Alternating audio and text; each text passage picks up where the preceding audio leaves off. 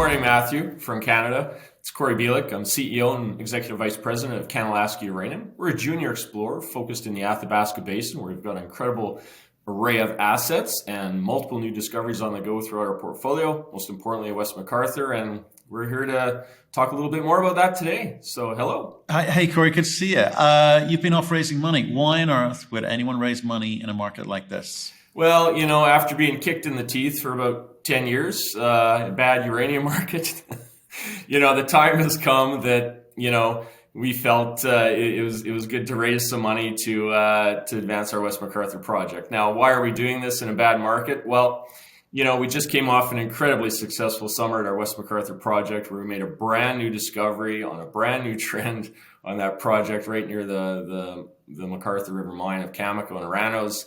And we followed that up with another release a couple weeks ago where we're waiting on assays, but you can visually see off-scale mineralization. I mean off-scale, we can't even measure it with our instruments. And those are off to the assay lab right now. So, we're waiting on those results, and, we're on this new discovery. It's got multiple intersections that are high grade, and now's the time to move that forward in 2023. So we're getting ourselves set up for what is hopefully going to be a very big program next year with a lot of news flow, and we're going to continue working on that discovery as a focus. So it's going to be an exciting year in front of us. So we're getting prepared. Nice summer program, and that the results have given you the confidence. Stuff. I've got to stop this. So just for people listening and watching at home, Cory knows that I was playing rugby and got kicked in the teeth, and I've been at the dentist this morning, and I'm in absolute agony. Hence his lovely description of the last 10 years of being in the uranium business. Cory, thank you very much for that. It hurts. Right, back to the matter at hand. It's been a sort of kind of tumultuous market, yes, for the last 10 years, but also recently because people not quite knowing what to do. So when you're going and raising money in a market like this, you've got to show those financiers or those brokers something to go off of. So I get the positive sort of summer program that you've had there, but there must have been something special about it. And for instance, how quick did it take to raise this money? Were you out there pounding the streets for weeks? I mean, what happened there? Well, literally, we announced the raise. We started the raise sort of end of close on Wednesday, and Thursday before I got to work, I was getting calls that the book was pretty much full. So then we upsized it within a few hours. We announced it the next day up to 10 million. So there's an incredible amount of support for what we've come across in the summer, what we're advancing or wanting to advance in 2023. And that's just a testament to money on the table, believing in our story, believing in what we've got our hands on to this new target that's really high grade, and what we're going to do with it in 2023. So, that's just great support for what we're doing. And yes, the market is a bit sour at the moment, but we took this all in flow-through funding. So we can have a premium on that money. And we're raising money up around 52 cents and even 70 cents for the flow-through. So from a dilution perspective, not all that bad considering. Okay. Well, let's talk about what you do with it, because some of your audience will go, do you know what? That's super expensive money. For a company of your size, that's super expensive money. That's too much money. Did you think about doing it in smaller increments, or do you think that the benefits will outweigh whatever it is that people believe that the cost of this is? Well, I think the benefits will outweigh the cost, because we truly believe we're onto something special. So if we were to wait, and we don't know what the market is going to do, we don't know what geopolitics is going to do, the money was there on the table. We had great support for what we're trying to do in 2023 on this target. And we decided to take it now, because if we wait, the money might not be there in Q1 or Q2 when we need it in 2023. And importantly, we're coming through with our joint venture partner Cameco, and we have to make decisions on the budget for the project for 2023. And that takes commitments. And of course, you're tied in with the joint venture. So once you make those commitments, they're commitments. So we needed a line of sight to being funded for that program in 2023, and that's what we went on to do. Okay, so that says to me that you haven't yet decided what you are going to spend the 10 million on, but you must have an idea in your head what you come to the table with Cameco to discuss. So what does that look like? Well, we've announced up to 10 million proposed for next year, a 10 million program, which is double year over year. And the year before was double year over year, because the results are coming from West McArthur. We saw the positives last year. We spent $5 million. Look at the result. Now we've got a brand new discovery, very high grade, multiple holes. we're going to double it again, or at least that's the plan. We have to go through the joint venture process, but that's the proposal we're very likely to put forward to Cameco. So we're getting ourselves prepared for that $10 million spend in 2023. Right, but you've got a portfolio of assets. If you're going all in on one thing, if it's like hit or miss, isn't it? I know you've seen some good results so far, but that doesn't necessarily guarantee future success unless you tell me, well, actually, Matt, here's why you believe it will.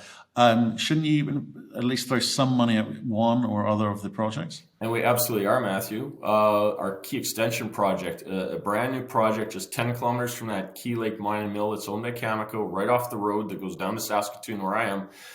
We were planning on doing that in Q4 of this year, okay? But the market softened. We decided to slow that down. Plus, the geophysical targets, once we analyzed them from last winter, are actually sitting under lakes or muskegs. So in order to drill the targets appropriately, it should be done in the winter, that being Q1 of 2023. So we're planning at this stage to have West McArthur moving forward in early January. Very shortly thereafter, within weeks, we're going to start moving our Key Extension project forward. So we're going to have 3 drills turning on our projects early in Q1. Great news flow leading up to PDAC, great news flow leading up to the spring, maybe another financing in place if things look good to move other assets forward. We're also seeing an injection of money from our new partnership with Basin Energy, which just listed a few weeks ago, actually early October, and that will see the first work programs coming actually right now. We have boots on the ground in the last few weeks here, and we're going to move those forward in Q1 as well with others' money. So we're going to have a lot of projects on the go next year and a lot of news flow. It's looking pretty good. Remind me how that breaks down with the Basin Energy money going in. Obviously, you get a management fee and operator fee, but what percentage of that do you own? Well, right now we own 100% of those 3 assets. Then when they listed, well, not right now, just before, then they listed. They own 40% basically of each, and then they're going to earn up to actually that's for North Millennium and Geikie. Then they're going to earn up to 60 and eventually up to 80 if they continue to fund. Marshall Project, they own that 100% with a commitment to do work, and so that's going to see up to $15 million of investment into these 3 assets over the next number of years from Basin Energy, and we're looking after most of that work, at least the early stages of it, and of course collect an operator fee. So that's again cash in the bank for us. We're operating it, so we have a position at the technical table. They've been a great partnership so far, and we see that moving forward in a very nice fashion. So ultimately toward discovery and preserving that upside for our shareholders, using others' money, and that's part of our project generator business. Yeah, okay. So spending money to make money. I got it. I just want to sort of talk a little bit about what's going on in the market as well, because there seems to be. Well, we've all been on this ride with uranium, with nuclear more broadly, and you're never quite sure 1 week from the next what to think. But a lot of M&A going on, which I think is a really positive indicator, because it means that there's money available to do those transactions. That there's a will there to kind of build up big projects. We've seen UEC making the headlines continually with acquisition of UEX. Obviously, recently doing a deal with Rio Tinto. Even Cameco loosening the purse strings. So, what's the general feel out there? You've attended a few conferences. You're ex-Cameco. You know a few people. What's everyone thinking? Well, I think this is what we've been waiting for. Some of these signposts that we're truly entering another market that's clearly strengthening. And you have Cameco now investing in other business units in different parts of the nuclear fuel cycle. And I think that's, for me, a key indicator that you have a company that's been historically, the last few years, fairly conservative, and rightly so. And now they're seeing the benefits of getting in and advancing their objectives in the nuclear fuel cycle. And that's a pretty big business purchase for them. If you look at the headlines for Westinghouse, and then you've got, so I think that's a great sign for the market. It's not digesting it very well today, but I think if you step back and look at it, this is part of that big M&A. And this I believe is just the start of what's going to come forward here. And Cameco's getting in maybe at the early stages of all this. And then you've got UEC. Amir's been very busy with UX. I know that portfolio very well from my Cameco days and running that for for UX back when they first got going. I know the leadership team there very well. So it's a great portfolio of assets. It's in eastern Athabasca. And now he's just augmented that by buying what is essentially resources, confirmed resources in the ground at Rough Rider. So, this is big activity, and it's just ahead of what, I think we're warming up to. And that's a great sign. We've been waiting for this for literally years. And well, you're a project generator, I bet you have. So what could this mean for you, this new sort of attitude to M&A in the space? It's going to bring in new entrants. We saw that in the last cycle, a flood of new entrants, bring in capital, trying to pick up assets. There's not too many good ones around. Well, absolutely, and I will just say the conversations are heavy and often, and that's a good thing from the project generator space, because we can't do it all. We don't want to do it all. Our portfolio, as you know, has been responding to our recent exploration. We're getting focused at West McArthur, Key Extension. We still have Waterbury South, and we got our big Cree East project there, which still has 15 years of assessment on it. So we're waiting for the right partnership to come into Cree East to help move that forward. So we've got a lot on our plate. So these new entrants, if they bring the money, if they bring the right deal structure, absolutely we want to talk to them, because we want to move these forward in a good market. And we believe the market is here. We believe it's still the best is yet to come in many ways. And we're positioning ourselves with these types of deals to be able to move this portfolio forward, preserve that upside of discovery for our shareholders, and really do something special. And it could come from a number of fronts. And right now we're focused at West McArthur and Key Extension. We've also got Geikie, North Millennium, and Marshall with our Basin Energy deal, moving those forward aggressively in the next 12, 18, 24 months. There's a lot on our plate, and it's looking really positive.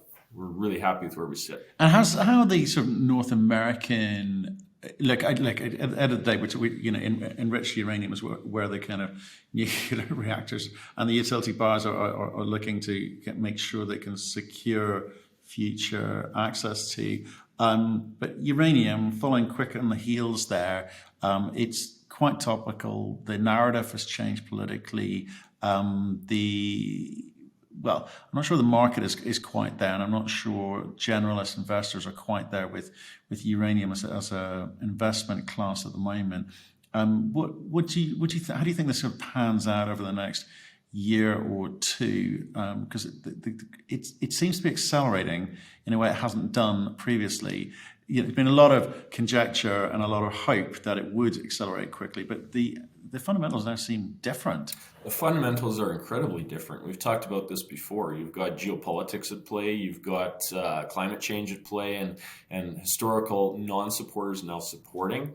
If we truly want to meet the 2050 goals, and we've talked about this recently following the WNA, you have got to add much more nuclear to that mix. It might be double, it might even be 4 times if you believe some that are out there. And that's just a phenomenal conversation that hasn't happened literally in 10 years. So, these fundamentals are present. You've got enrichment and conversion, 40% of which sits in Russia at higher risk. You've got utilities at historical lows in their warehouse inventory for product, for fuel.